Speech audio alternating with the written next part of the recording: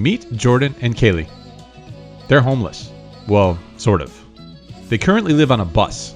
Not this bus. Not this bus. This bus. It used to look like this. And now, it looks like this. Jordan and Kaylee are from the East Coast. They're traveling the US. And now, they're in Vegas. I know this because they told me so in an email. They looked like cool people with a cool bus. And so, I wanted to go meet them.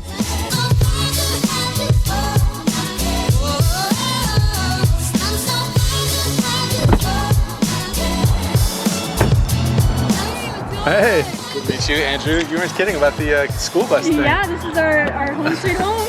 Beautiful. What's up, man? No worries. I mean, it's a park after all. Jordan. Andrew, good to meet you. Nice to meet you too. Yep. This is Lola. Hey, Lola. She's all excited. She saw the dogs here and just booked it out of here. It's a perfect location then. So this is it, huh? This is our home.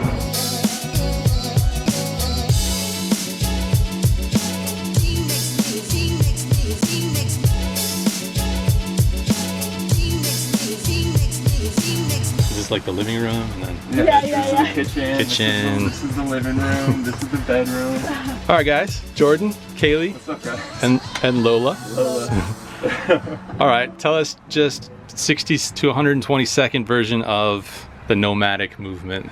So it all started, Jordan and I took a trip down to Costa Rica. This was earlier last year. And we were super inspired by how minimally people were living and how happy they were. So we decided we needed to make a change with our life. The timing just ended up being perfect because I was laid off from my job on May 24th, bought a short bus, and we converted into a tiny home. Yep. And now we've been traveling the country for 6 months. 6 months. You were saying you bought the bus the day after you got laid off. Yeah. That's pretty decisive. Yeah, it was really weird. I on the morning of May 24th, I was thinking about quitting. Yep. And then I was talking to Kaylee, and I was like, you know, maybe I'll just get laid off, and this will all be done. And then I walked into work and got laid off. So it was like, Meant to be. yeah, we were talking about traveling, and then once that happened, we're like, if this isn't a sign Yeah. that we need to do something, I don't know what is. Right. So we bought the bus. Yep. Took 2 months converting it, and now we have our little tiny home. How long was the idea when you started to keep this going? So we originally planned on doing 6 months, which we're at that point right now. And we don't have any plan on stopping anytime soon. We're just gonna keep going until we can't go anymore. Yeah, That's been the whole exactly. thing. You started when? August 1st. Yeah, we've adopted a mission while we've been going to leave each place we visited a little bit better. Yep. And we started feeding the homeless, and we fed 531 people up to this point. Yep. And our YouTube communities who's paid for it all. They've donated, and 100% of the donations go to feeding the homeless. Every $4 donated fed someone. So we actually fed 200 people in Las Vegas back in October. Yeah, so yeah. we're going to do that again in Vegas, either tomorrow or the next day. And feed some more homeless people here. So and Awesome. we're gonna keep going. Awesome work. Yeah. All right. Well, in the meantime, before we get to that, we're gonna play a little poker. We're gonna have a poker lesson. I challenged him to a heads-up match, which is Challenge the is biggest on. mistake I've ever made. Because you played some poker before, right? I have, yeah, I have. He's got some poker background. We're gonna check in on those skills, and then we're gonna go to the strip, somewhere on the strip, play some poker there.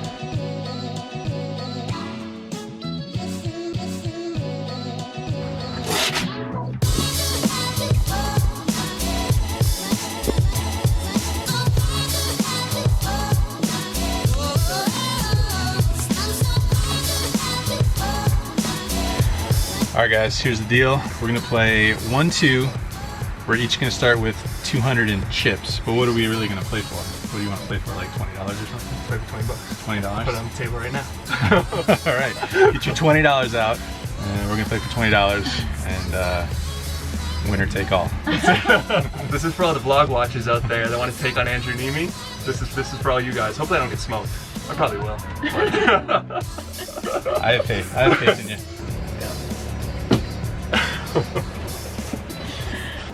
What kind of sleep schedule are you guys keeping while you're on the road here? Pretty normal, I'd say. Yeah, we look at that at 11, 12. Yeah, 12. What's been your favorite place that you've been to so far? If we had to choose, I would say either Zion National Park Yeah. or Sedona, Arizona. Yes. Santa Cruz is awesome too. Santa Cruz, California. It's tough to go wrong with all these places. I know. We're also from the East Coast, so we're out here now, and back home we're from Boston. It's 5 degrees, and they just got a snowstorm. When we come out here, it's anywhere is great. Yeah, exactly. Do you suggest everyone quits their jobs and buys a bus and Yes. If you have a desire to, I highly recommend it. You guys should do. Lola, what does he have? Oh, Tommy. Oh man. I'm gonna fold. that's a good fold. Pair of 4 is not going to get it done. No. I get 2 pair. Smoked me. Question. So tell me about personal space issues with you guys living in such close quarters. There have definitely been certain moments of. I guess we've never really been asked this question before. I might have touched on something here. I have to imagine. I mean, it's only pretty natural. Yeah, Come here. absolutely. I mean, we definitely, the whole thing is like we definitely get in arguments like everyone else does. Of course. Like, getting over those is like something that we've gotten really good at. Yeah, And communication is something we've pretty much mastered in our relationship at this point. especially we spend 24/7 together, except Yeah. for when one of us like might go shopping and the other one doesn't. Right, exactly. You know? Exactly. But yeah, we spend all of our time together, and we've done that for 6 months. Yeah. And we know that we're gonna have frustrations and disagreements, but Very well said. yeah. So communication. Communication is Nice.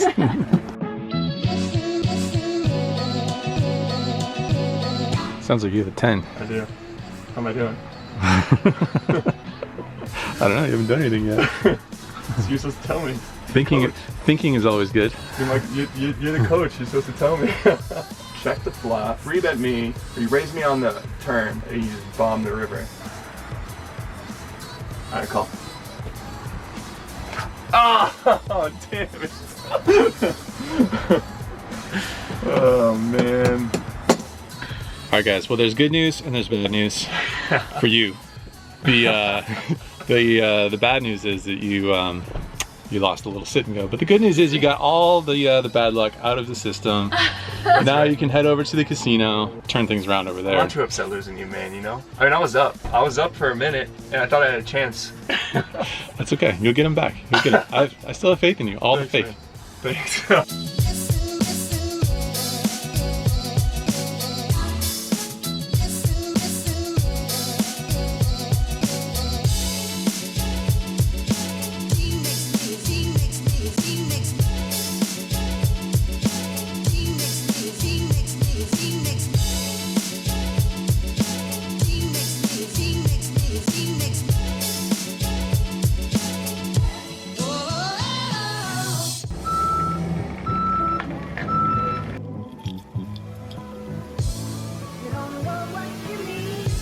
All right, so here's the current situation, status. Heading up to the strip, just wrapped up the little home game slash poker lesson slash hangout time there with Jordan and Kaylee.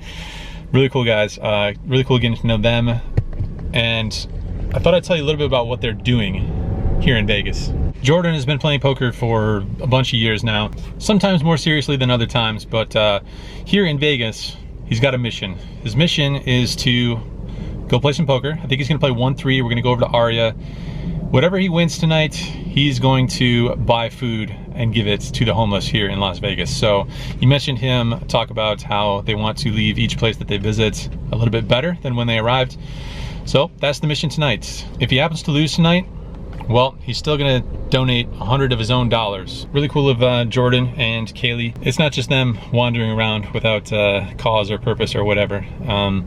Pretty cool for them to give back to the Las Vegas community here. So I haven't told them yet, but whatever Jordan contributes, I will be matching his contribution as well as returning the $20 that I won off of him in our little home game on the bus there.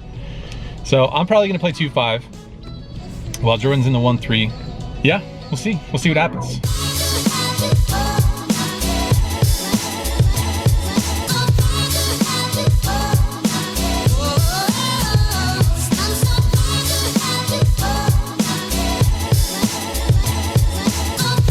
All right, here we are at the Aria. Just wrapped up a meal at Lemongrass. Thumbs up as always. I'm gonna hop in the 2-5 games. Jordan back here. Jordan's gonna hop in a 1-3 game. He's a man on a mission. How are you feeling, Jordan? Feeling great. Now Feeling great? A little lesson. Feeling a little more confident. Good. All right, he's feeling good, he's feeling comfortable. I'm sure I'll report back shortly with some hands, maybe from myself, maybe from Jordan. We'll see.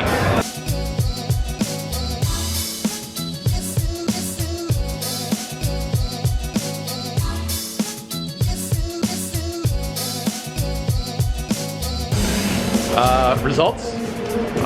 Won $101. A lot of thanks to this guy. Gave me a few things to keep in my mind, and definitely helped out in a few spots. Well, I'm still rusty. Made some mistakes, but Let's hear a hand real quick. Something that sort of tells the story of your winning session. okay, sure. So, being a 1-2 game, so I'm in the big blind, and I get dealt Queen 7 of spades. And being a 1-2 game, there's 4 limpers, small blind completes, and I check. Flop comes Queen 6 deuce rainbow. Small blind leads out for 15. I call. Everyone else folds. Turn comes 3 of spades. The small blind bets 25. I call. I don't know if that's where a spot where So you get a top pair plus a flush draw now? top pair plus a flush draw. Yep. I call. River comes 5 of spades, so I hit the flush. Yeah. He checks. Okay. So the small blind checks it over to me. Yeah. He has 80 behind, so I'm covered. And this is where I make a mistake. I instead of thinking of what I can get value from and knowing he probably has queen, it's tough because I have the queen blocker, so this is where I got confused. I went for an unorthodox play at jam. It was a 1 gapper to a straight, so okay. it was So I see what you mean. Yeah, you can size down a little bit there. yeah. Yeah, you can go a little bit smaller since it's tough for him to call with, you know, worse hands. When there's 4 to a straight on there, yeah, it's a little bit tougher to call. But yeah, you just want that maximum value. I understand. You want to go for the maximum. Just want to say all in, you know? Everyone at the table just stops. Whoa. Going all in. Things got serious. So you went on and he folded. I went on, he folded, and he told me I had a queen. Well, hey, you won the hand. You won the money. Sorry, $101. Congratulations. Thanks, man. Job well done. You too. Easy game. Easy game. Easy game. When you get cards. So long, Nomads. Goodbye, Nomads. So that's a pretty fun day. The Nomads are off. They are going to be preparing some meals for the homeless here in Las Vegas. They're going to do that tomorrow. Jordan won $101. I went ahead and matched that, as well as put the pot from the little home game into the mix as well. Poker hands. There was a couple poker hands that happened. First interesting one. Under the gun player limps in. I raised to 25 with queen 10 of diamonds in middle position. Limper calls. Flop comes ace 9-3 with 1 diamond and 2 clubs. He checks it over to me. Definitely want to c-bet because there's a lot of good turn cards that we can barrel, and I have queen high. So I bet 30, represent the ace, and he makes the call. Turn is pretty close to gin. Turn is the 8 of diamonds at a flush draw and a straight draw. He checks it over to me again. Definitely betting this card, $85. Once again, he makes the call. So off to a river card, which more gin, just more gin for us. 4 of diamonds, backdoor flush comes in, checks it over to me. Try and go for some value here. I think his value hands kind of consist mostly of some aces of the weaker variety. So the limp call range from early position, I feel like that's gonna be accurate a decent amount of the time. So I don't want to go too big here. I want to try and just target that hand, those hands. Just try and target those hands, get some value from those weaker aces. And I bet $145. My opponent thinks for a little bit, and then he makes the call. I go ahead and show, and he mucks. And just getting there on the river, you know. One more interesting hand. I open up ace queen for 15 in the cutoff. The button calls and the small blind puts in a 3-bet to $70. It's pretty close. I actually wouldn't mind a fold here. I wouldn't hate a fold, but I feel like the small blind 3-bet versus cutoff open should be wide enough that ace queen does okay in that situation. If I had opened from under the gun and middle position player 3-bet, kind of a different story. But in this situation, I make the call and the button folds, so heads up to a flop. Ace 9-8 with 2 hearts. The small blind checks, so I actually decided to check it back here because I don't think I'm gonna get 3 streets of value. Could make a case for charging some drawy hands, but I feel like he would bet those on the flop. I think he would put in a c-bet. So I check it back, try and pot control, and like I said, don't think I'm getting 3 streets anyway, so try and get the 2 streets on the turn and river, when I'm ahead, that is. Still gonna be behind here some percentage of the time. Turn is an offsuit 7, this time he leads out. He bets $95, pretty standard call, not doing anything else here ever. River's an offsuit deuce. He bets again, he bets $155. It's not a fist pump, but there's also not that much thought that's gonna go into it. Once I check back on the flop, I under-rep my hand, and the pot is sufficiently controlled. Never folding, never raising. That leaves call. He shows us ace-jack offsuit.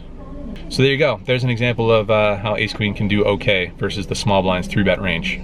So, pretty short session. Once again, somewhere in the neighborhood of maybe 3 to 4 hours. Something in that range. Into the game for $1,000, out of the game for $1,580. Pretty fun day. Met some fellow YouTubers, flew the drone, raised some money, booked a win. Life is good.